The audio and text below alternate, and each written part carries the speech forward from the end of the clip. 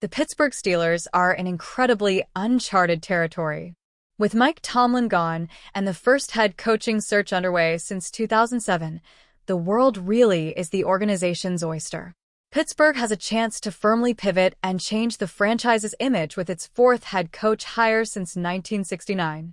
It is getting harder and harder to compete in the AFC landscape without a high-powered offense, as the Steelers have learned in the years since Ben Roethlisberger's departure in 2021.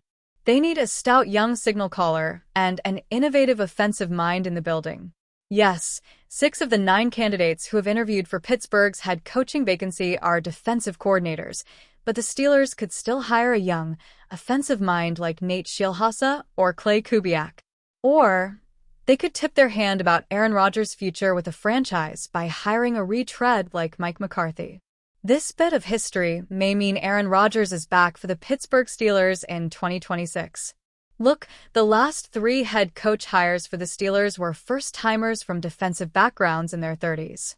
McCarthy is the polar opposite of that. He was the head coach for both the Green Bay Packers and Dallas Cowboys, and McCarthy is a 62-year-old who rose through the offensive ranks.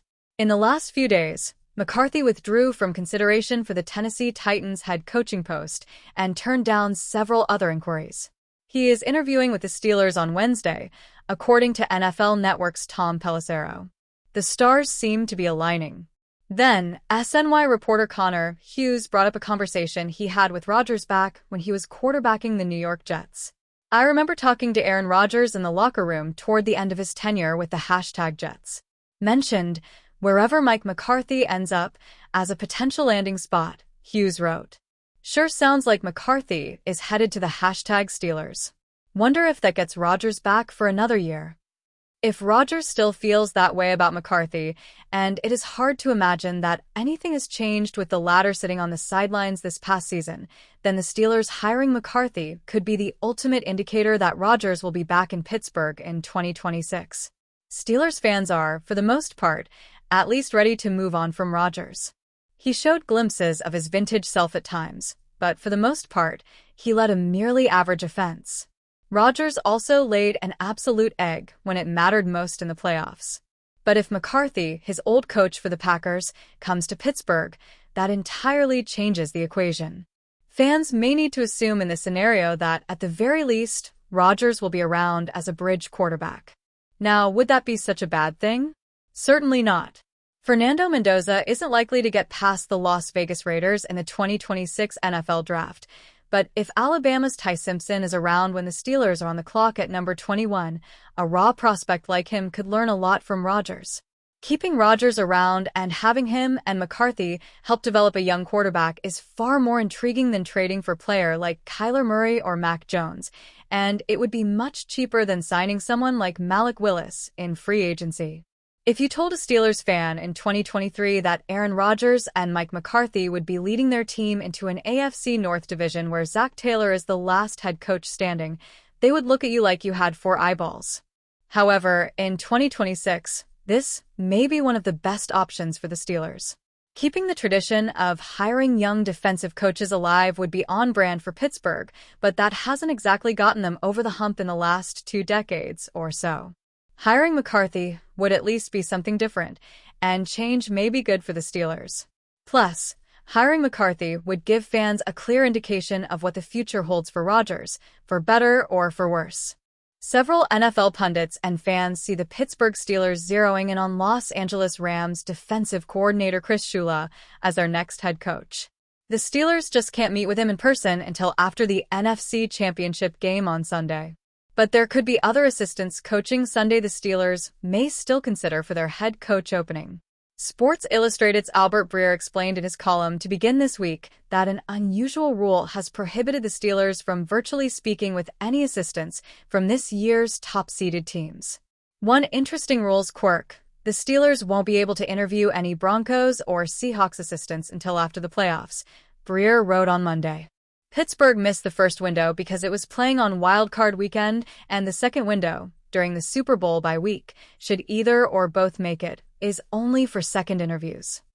What that means is, if the Denver Broncos or Seattle Seahawks win Sunday, the Steelers won't be able to interview any assistants from those two teams until after the Super Bowl. Do the Steelers want to interview Klint Kubiak or Aden Durde? When Mike Tomlin initially stepped down as Steelers head coach on January 13th, pundits mentioned both Seahawks offensive coordinator Klint Kubiak and defensive coordinator Aden Durde as potential Tomlin replacements. But the Steelers didn't request interviews with either assistant. Kubiak has interviewed with 6 other teams: the Arizona Cardinals, Atlanta Falcons, Baltimore Ravens, Las Vegas Raiders, Miami Dolphins, and New York Giants. Durde interviewed with the Falcons as well, and the Cleveland Browns. Had the Steelers requested to interview either Kubiak or Durde, though, they wouldn't have been able to because of the rule, Breer explained.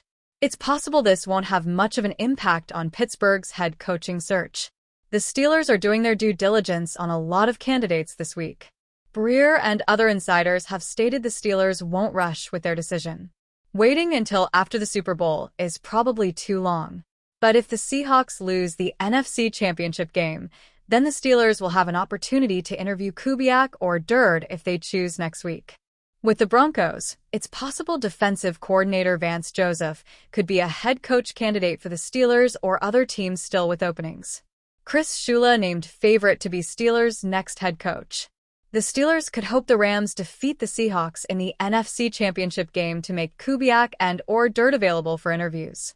But that's not necessarily ideal for Pittsburgh either. While the Steelers may or may not be interested in Kubiak and Durde, they definitely are considering Shula as a Tomlin replacement. The Steelers, though, haven't had a chance to meet with Shula in person because the Rams are also still in the playoffs. But win or lose, Shula will be available to meet with teams for interviews during the Super Bowl bye week. That meeting is likely to come with a lot of hype. The Steelers potentially hiring Shula is gaining a lot of traction on social media. I am all in on Chris Shula being the next Steelers head coach. Who do you want to see them hire? Personally, I would love Chris Shula. I truly do believe he is the right man for this position. To guide and strategically brand this Pittsburgh Steelers football team as a feared group of men that teams once feared and hated to play. However, if we do decide to hire Nate, my ideal next Pittsburgh Steelers coaching staff: HC, Chris Shula OC, Nathan Shilhasa DC, Dino Vasso. Shula is cut from the same cloth as Pittsburgh's last 3 head coaches, Tomlin, Bill Cowher, and Chuck Noll. Shula has served as Rams defensive coordinator the past 2 years and is 39 years old. Tomlin, Cowher, and Noll were all defensive assistants before becoming Pittsburgh's head coach. They were also in their 30s when their tenure started. The Pittsburgh Steelers' current list of 8 head coach candidates could be reduced to 7. According to reporter Jason La Canfora, Jesse Minter is the heavy favorite to become the Baltimore Ravens' next head coach. Execs from multiple NFL front offices who are conducting head coaching searches believe the Ravens are moving close to a final decision and strongly anticipate Chargers DC Jesse Minter getting the job, La Canfora tweeted. The industry also expected Minter in BL before Harbaugh was let go, for what it's worth. It's a logical conclusion given Minter's strong ties to the organization.